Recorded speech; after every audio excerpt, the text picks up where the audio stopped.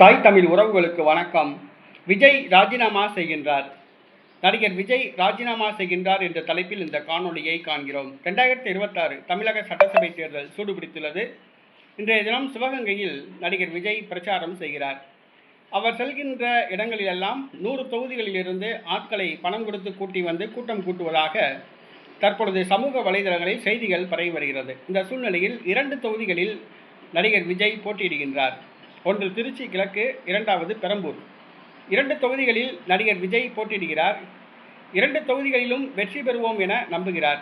2 தொகுதிகளிலும் அவர் வெற்றி பெற்றால் அவர் ஏதாவது ஒரு தொகுதியை ராஜினாமா செய்ய வேண்டும்.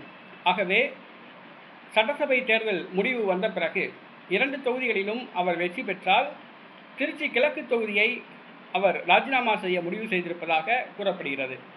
2 தொகுதிகளில் வெற்றி பெற்றவர் ஏதாவது ஒரு தொகுதியை ராஜினாமா செய்ய வேண்டும்.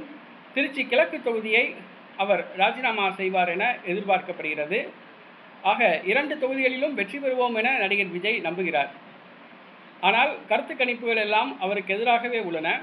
நடிகர் விஜய் தான் போட்டியிடுகின்ற தொகுதிகளில் தோல்வியடைவார் என கருத்து கணிப்பு தெரிவிக்கிறது. அவரை பார்க்க வருகின்ற கூட்டம் ஓட்டுகளாக மாறாது என்று கூறப்படுகிறது.